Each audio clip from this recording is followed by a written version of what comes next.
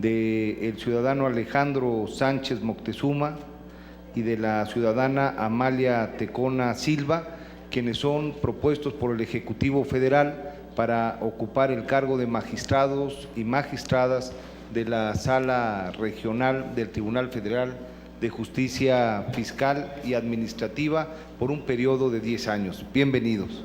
Gracias.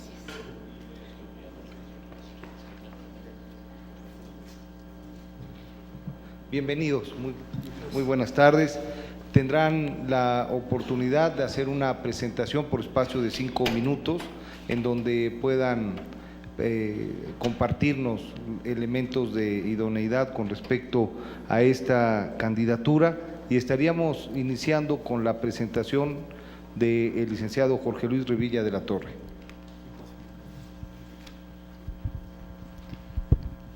Buenas tardes, senadoras, senadores, miembros de la Cámara Alta de este Congreso de la Unión. Es para mí un privilegio encontrarme ante su presencia para efectos de que este órgano colegiado apruebe, en su caso, el nombramiento que propuso el titular del Ejecutivo Federal para fungir como magistrado del Tribunal Federal de Justicia Fiscal y Administrativa, para comprobar la experiencia y conocimientos por el tiempo que determina la ley orgánica del referido tribunal, así como el cumplimiento de cada uno de los requisitos que señala el propio artículo 6 del ordenamiento en cita. Me permito hacer una breve síntesis curricular para efectos de demostrar mi experiencia en la materia fiscal y administrativa. Soy licenciado en Derecho, egresado del Instituto Tecnológico Autónomo de México, ITAM, obteniendo el título en el año de 1997. Obtuve la maestría en Derecho Administrativo de la Regulación en el propio Instituto Tecnológico Autónomo de México con mención honorífica en el año de 2006. Estudié en dicha institución los diplomados en Derecho Tributario, Juicio de Amparo, Impuestos Automatizados, Impuestos Internacionales y TAM Harvard. En el aspecto académico, impartí la cátedra de régimen fiscal para administradores en el propio Instituto Tecnológico Autónomo de México. He impartido diversos cursos en materia fiscal y administrativa. En el plano laboral, he desempeñado los siguientes cargos a partir del año de 1997, en donde inicié mi labor en la materia fiscal y administrativa. Primero en el Servicio de Administración Tributaria, en el año de 1997 a 1999, como asesor y como jefe de departamento de la Administración de lo Contencioso de la Administración Especial Jurídica de Ingresos. Ahí básicamente el trabajo que yo desempeñaba era el defender los intereses de la Secretaría de Hacienda en relación con los juicios que se llamaban ante el entonces Tribunal Fiscal de la Federación. Posteriormente estuve en la Procuraduría Fiscal de la Federación de 1999 a 2001, desempeñándome como subdirector de Amparo Contractos, Amparo de Recursos y Cumplimiento de Ejecutorias, y después como director de procedimientos en la Subprocuraduría Fiscal Federal de Amparos, haciendo la precisión de que en ese último cargo se me encomendó expresamente la defensa de la constitucionalidad de leyes fiscales ante los diversos órganos y tribunales federales del país. En el año de 2001 a la fecha he elaborado en la Suprema Corte de Justicia de la Nación como secretario adjunto del ministro Mariano Azuela Huitrón, posteriormente de los señores ministros como secretario de Estudio y Cuenta Azuela Huitrón y Góngora Pimentel, en la segunda sala del máximo tribunal del país. Fui director general de personal en dicha institución y después como secretario de Estudio y Cuenta de los señores ministros Gudiño Pelayo y Sánchez Cordero García Villegas. Dentro de la Suprema Corte de Justicia de la Nación, una de las principales actividades o labores que desempeño es la de llevar a cabo proyectos de resolución de sentencias vinculados con la materia fiscal y administrativa, así como ser miembro y encargado en algunas ocasiones de diversas comisiones encargadas de analizar los juicios de amparo que se presentan respecto a leyes fiscales federales, como por ejemplo la ley de impuesto sobre la renta, la ley del IVA, etcétera, etcétera. Aspectos todos estos que me han otorgado experiencia en la materia fiscal y en la administrativa, tanto en la parte sustantiva como en la jurisdiccional. Además, con motivo También me han dado el conocimiento en materia de constitucionalidad y convencionalidad en dichas materias, que sobre todo es trascendental, derivado de la reforma que se acaba de dar en materia de protección de derechos humanos, para poder, en caso de contar con su aprobación, llegar a dictar sentencias que en un momento determinado se aplique el control difuso cuando así se solicite, o haya que hacerlo de oficio. Ahora, entre las situaciones por las cuales aspiro a entrar al tribunal es cumplir con un sueño de largo tiempo que tengo, continuar con mi desarrollo profesional precisamente dentro de estas materias a las que he dedicado gran parte de mi vida, y seguir con la función jurisdiccional que tanta satisfacción me ha otorgado. Pertenecer a un tribunal de excelencia como es el Tribunal Federal de Justicia Fiscal y Administrativa sería motivo de gran alegría y satisfacción para mí, además de que me compromete a llevar a cabo estudios y profundizar en los temas y materias fiscal y administrativa para en un momento dado aplicarlos en las sentencias que dicte individualmente o de manera colegiada. Gracias.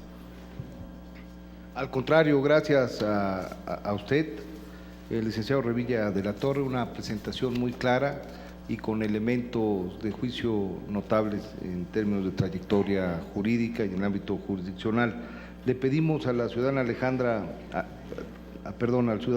la ciudadana Amalia Tecona Silva nos haga favor de hacer una presentación. Muchas gracias, señor presidente. Muy buenas tardes, señora senadora, señores senadores. Es un honor para mí comparecer ante estas Comisiones Unidas de Justicia y de Hacienda y Crédito Público como aspirante a magistrada del Tribunal Federal de Justicia Fiscal y Administrativa. Me permito iniciar esta breve exposición hablándoles un poco acerca de mi persona. Como una ciudadana mexicana, quien hace aproximadamente 18 años, siendo aún estudiante de Derecho en la Facultad de Derecho de la Universidad Nacional Autónoma de México, tuve la oportunidad de que un magistrado de circuito me invitara a colaborar como oficial judicial en un tribunal colegiado en materia administrativa. Y desde entonces he tenido el privilegio de desempeñarme como servidora pública de carácter jurisdiccional dentro del Poder Judicial de la Federación, habiendo transitado por diversas de las categorías que integran la carrera judicial: actuario, secretario proyectista de tribunal colegiado en materia administrativa, secretaria de estudio y cuenta de la Segunda Sala de la Suprema Corte de Justicia de la Nación y actualmente en la presidencia de nuestro máximo tribunal. Ha sido precisamente este andar por el camino jurisdiccional lo que hizo germinar en mí la aspiración de ocupar una magistratura en el Tribunal Federal de Justicia Fiscal y Administrativa, órgano especializado que cumple con la obligación que tiene el Estado mexicano de garantizar el acceso a la impartición de justicia como derecho humano de todo gobernado. Concretar el ideal de justicia debe de ser el máximo anhelo de un juzgador. Sócrates, célebre filósofo griego, sostenía que eran 4 las características que corresponden a un juez. 1, escuchar cortésmente. 2, responder sabiamente. 3, ponderar prudentemente. Y 4, decidir imparcialmente. Este estándar fijado por el connotado pensador me hizo reflexionar acerca de la gran importancia de la función judicial, la cual, debido a su propia naturaleza y dinámica, enfrenta desafíos y retos. Hoy en día, con motivo de la reforma en materia de derechos humanos de junio de 2011 y de los criterios que ha emitido la Suprema Corte de Justicia en este rubro, cítese el caso Radilla, el Tribunal Federal de Justicia Fiscal y Administrativa, como autoridad del país, se encuentra en condiciones de ejercer control difuso de constitucionalidad y convencionalidad, velando por los derechos humanos reconocidos, tanto por la Constitución Política de los Estados Unidos mexicanos como por los instrumentos internacionales en los que México es parte, favoreciendo en todo tiempo la protección más amplia a las personas, principio pro persona como lo conocemos. Si bien como operador jurídico, el Tribunal Federal de Justicia Fiscal y Administrativa no puede declarar la inconstitucionalidad de una norma, menos aún expulsarla del orden jurídico, sí puede desaplicarlas, en aquellos casos en los que se dé cuenta que existe su contradicción con una disposición de rango constitucional o convencional que reconozca un derecho humano. Debo manifestar, señora senadora y señores senadores, que mi experiencia en el desarrollo de funciones jurisdiccionales relacionadas con el control concentrado de constitucionalidad y convencionalidad lo podré aplicar en la institución a la que ahora aspiro pertenecer, con la finalidad de cumplir el compromiso que tiene actualmente el Tribunal Federal de Justicia Fiscal y Administrativa de ejercer el control difuso cuando así se lo soliciten o lo haga de manera oficiosa. De lo hasta aquí narrado, muy distinguidos miembros de estas Comisiones Unidas de Justicia y de Hacienda y Crédito Público, solo me resta agregar que de ser designada en tan relevante cargo, desempeñaré mis labores con estricto apego a derecho, bajo criterios de transparencia y haciendo prevalecer en todo momento la justicia, contribuyendo así a que la sociedad mexicana tenga una mayor confianza en el Estado mexicano. Muchas gracias. Al contrario, muchas gracias a usted, licenciada Tecona Silva. También una presentación con gran claridad y con gran antecedente en la carrera judicial. Le pedimos hoy al licenciado Alejandro Sánchez Moctezuma pudiese hacer uso de la voz para realizar su presentación hasta por un margen de 5 minutos. Sí, muchas gracias, señor senador. Buenas tardes. Quisiera en primer lugar señalar que es para mí un orgullo el ser considerado para ser designado como magistrado del Tribunal Federal de Justicia Fiscal y Administrativa en una sala regional. En cuanto a mi carrera profesional, siempre he estado vinculado con el juicio contencioso administrativo federal. He tenido la oportunidad de acudir al tribunal como abogado postulante a defender los derechos de particulares. He tenido también la oportunidad de acudir al propio tribunal para defender los derechos de la autoridad administrativa señalada como autoridad demandada. Y también he tenido el honor de pertenecer ya a la institución del tribunal como secretario de acuerdos de una sala regional, en la tercera sala regional de Norte Centro 2, en Torreón, Coahuila. Y dentro de mi formación jurisdiccional, también he tenido ya el honor de estar dentro del Poder Judicial de la Federación. He cursado el curso básico de formación de secretarios del Poder Judicial, tengo la categoría de secretario, de juzgado de distrito, de tribunal colegiado de circuito, mediante examen. Ya también tuve el honor de ser designado como secretario en un tribunal colegiado de circuito, auxiliar, que entre otras cuestiones se encargaba también de auxiliar a tribunales colegiados especializados en materia administrativa. Y toda esta experiencia creo yo que me ha dado el entendimiento y la claridad de la relevancia que tiene el Tribunal Fiscal, ahora Tribunal Federal de Justicia Fiscal y Administrativa, y del impacto que tienen sus fallos, no solamente para las partes, sino también para la sociedad en su conjunto y para el beneficio de nuestro país. Y si estas razones no fueran suficientes para estar orgulloso de esta situación, se encuentra esta reforma recién aprobada en esta Cámara de Senadores que crea el Sistema Nacional Anticorrupción, que uno de los 4 grandes pilares que la viene a sostener, aparte de la Auditoría Superior de la Federación, la Fiscalía Especializada en Combate a la Corrupción, la Secretaría del Ejecutivo Federal, responsable del control interno, está también el propio tribunal, ahora denominado como Tribunal Federal de Justicia Administrativa. Y uno de los grandes impactos de esta reforma es el hecho de que el tribunal ya no nada más va a resolver controversias entre partes, entre la Administración Pública Federal y un particular, sino que ahora va a imponer sanciones a servidores públicos que hubieran incurrido en una responsabilidad administrativa que determine la ley como grave, e inclusive también a particulares que hayan incurrido en alguna conducta relacionada con estas responsabilidades. Y no solamente ellos, sino que, como es también de su conocimiento, se le otorga al tribunal la plena autonomía financiera en cuanto que va a poder aprobar su proyecto de presupuesto, ejercitarlo directamente, llevar a cabo adecuaciones y ajustes al mismo. Y entonces todo esto viene a generar un tiempo para el tribunal que de por sí es una institución relevante en nuestro país, pues va a llevar una relevancia aún mayor. Y en adición a esta reforma, importante reforma constitucional, existe también a discusión en esta honorable Cámara una reforma a la Ley Federal de Procedimiento Contencioso Administrativo que va a tener un impacto brutal en cuanto al trámite de los juicios, en cuanto a que se va a reducir de manera importante el tiempo de tramitación, se reducen términos, se homologan a 30 días, el tema de la notificación electrónica universal, porque en los juicios que se dan en el tribunal, a veces al combatirse las notificaciones con o sin razón, pero se genera que se atrase el trámite de los juicios, y esto va en perjuicio del derecho humano establecido en nuestra Constitución de impartir justicia de manera pronta y expedita. También se encuentra el tema de aumentar la cuantía para la procedencia del juicio sumario, que tanto éxito ha tenido en el tribunal, prácticamente se triplica el monto, Y todos estos temas creo yo que nos hacen vivir en un tiempo muy importante, en un tiempo muy relevante para el tribunal, para nuestro país.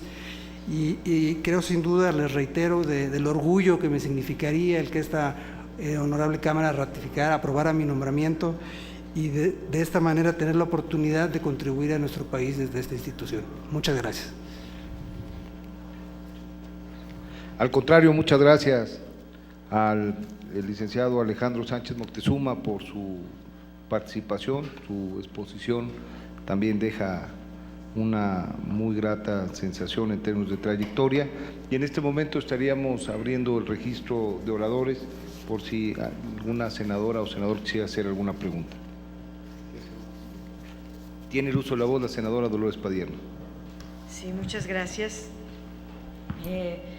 La pregunta sería para don Jorge Luis Revilla de la Torre. Le quisiera preguntar qué opina usted de la justicia administrativa en México como un medio para solucionar conflictos de interés entre el gobernado y las autoridades. ¿Considera usted que esta figura de justicia alternativa pudiera entrar en pugna con la justicia que imparten los tribunales? Para doña Amalia Tecona Silva, pues yo le iba a preguntar esto de el principio pro persona, pero en su propia exposición lo contestó muy bien, así que le haré la pregunta siguiente.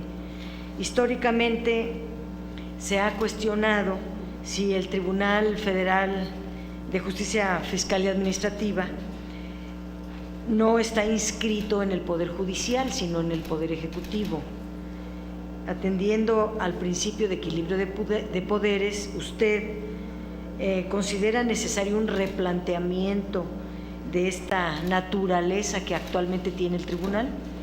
Y a don Alejandro Sánchez Moctezuma le preguntaría, en materia fiscal existe un doble debate o un debate sobre si las personas morales gozan de derechos humanos ahora reconocidos en la Constitución. Me gustaría conocer su opinión sobre este tema, tomando en cuenta lo que recientemente resolvió al respecto la Suprema Corte de Justicia de la Nación. Muchas gracias por sus respuestas. Gracias por las preguntas, senadora Dolores Padierna, y si no tienen inconveniente, en el orden que las formuló, les pediría pudiera haber respuesta. Claro que sí. Muchas gracias, senadora. Sí, uno de los pilares de la justicia en México definitivamente es la parte administrativa. En el caso concreto, una de las situaciones que se han vivido, por ejemplo, es la cuestión de que hoy en día se han dado menos reformas, por ejemplo, en materia fiscal, como sucedía en antaño. Anteriormente, prácticamente cada anualidad existía una reforma fiscal en donde se movían infinidad de impuestos. Entonces esto iba generando una gran cantidad de juicios de amparo, por ejemplo, y ya posteriormente los juicios de nulidad en el caso de que optaran o fuera por una visita o algún medio de defensa que se presentara. Evidentemente, la justicia administrativa es, como ya señalé, uno de los pilares fundamentales y qué es lo que va a generar una certeza de que se va a aplicar la justicia, qué es lo que se tiene que ver, cuáles son los hechos y a partir de ello tomar las determinaciones que obtengan las pruebas de cada una de las partes y con base en eso resolver lo conducente. Ahora, en relación con la justicia alternativa, por ejemplo, los tratados para evitar la doble tributación suscritos por México prevén un mecanismo alternativo de solución de conflictos. En esos casos se establece, por ejemplo, dentro de la propia Ley Federal de Procedimiento Contencioso Administrativo, la suspensión de los plazos y del juicio para efectos de que se puedan llegar a resolver, y evidentemente yo creo que es una vía idónea el hecho de que se pueda en un momento determinado los particulares, algo que se comentaba anteriormente, es el tratar de llegar a acuerdos para efectos de no tener que agotar todas estas instancias, poder mejorar incluso dentro de la propia autoridad administrativa, que se llegue a acuerdos tratando de conciliar todo ese tipo de aspectos, y qué mejor el no hacer un gasto tan fuerte, porque ¿qué implica un asunto? Muchas veces es un recurso de revocación, juicio de nulidad, amparo directo, si es por la vía larga, si es por el amparo indirecto, bueno, y aparte los recursos que en su caso procedan ante colegiado o ante corte, y lo mismo en el caso del amparo en revisión. Entonces, la introducción de ciertos mecanismos como estos que permiten la solución alternativa de conflictos evidentemente traería un beneficio para el Estado mexicano, ya que eso generaría que al día de hoy se redujeran a lo mejor de manera muy importante el número de juicios y todos los recursos humanos y materiales que se están destinando para efecto de solucionar asuntos que pueden durar durante muchos años. Gracias, señor senador. Gracias. Tal como lo señala la señora senadora, cuando inició actividades el entonces Tribunal Fiscal de la Federación, que fue en enero de 1937, hace aproximadamente 79 años, se cuestionó de que aun y cuando le correspondía juzgar los conflictos que se suscitaban entre la administración pública y los particulares, pertenecía al Poder Ejecutivo. Estimo que no se vulnera el equilibrio de poderes. ¿Por qué? Porque el propio artículo 73, fracción 29, inciso H, faculta al Congreso de la Unión a emitir leyes que instituyan los tribunales contenciosos administrativos, como lo es el actual Tribunal Federal de Justicia Fiscal y Administrativa. Y constitucionalmente le otorga autonomía para dictar sus fallos. Esa autonomía es la que, desde mi punto de vista, protege el equilibrio de poderes, porque aun y cuando resuelve este tipo de conflictos, bueno, esa autonomía lo respalda. Incluso actualmente, con la reforma del Sistema Nacional Anticorrupción, aprobado ya por esta Cámara de Senadores, ya se está instituyendo el tribunal, que ahora se va a denominar Tribunal Federal de Justicia Administrativa, como órgano constitucional autónomo. Es ahí donde con mayor razón yo creo que ya no se va a poder cuestionar ese equilibrio de poderes. Muchas gracias. Sí, con todo gusto, señora senadora. El tema que usted comenta es un tema muy trascendental, muy importante. Se ha debatido mucho si las personas morales tienen o no tienen esta protección en materia de recursos humanos. Evidentemente, una persona moral, por ser una ficción jurídica, está constituida por personas finalmente, pero siempre se ha discutido si la personalidad jurídica que tiene es suficiente para alcanzar esta protección. En este sentido, la jurisprudencia que usted comenta señala que debe de respetarse esos derechos humanos cuando sean correspondientes con la naturaleza y alcance de la naturaleza de una persona moral. Yo creo, en mi opinión personal, que es correcto, definitivamente debe de atenderse siempre al principio de defender los derechos humanos, sea el caso de personas físicas que acuden al tribunal o si llevan a cabo algún procedimiento o si se trata de una persona moral. Esa sería mi respuesta. Muchas gracias. Gracias. Con esa respuesta concluye la comparecencia de doña Amalia Tecona Silva, de don Alejandro Sánchez Moctezuma y de Jorge Luis Revilla de la Torre. Les agradecemos mucho la disposición y el tiempo. Siéntanse bienvenidos en el Senado de la República y ya formalmente ustedes conocerán el alcance de las deliberaciones tanto de la comisión como del Pleno. Muchas gracias por su presencia. Vamos a invitar ahora al ciudadano Manuel de Jesús Torres Valles, al ciudadano Alfredo Ureña Heredia y al ciudadano Francisco Enrique Baldovino Celizalde, quienes son propuestos por el Ejecutivo Federal para ocupar el cargo de magistrados de Sala Regional del Tribunal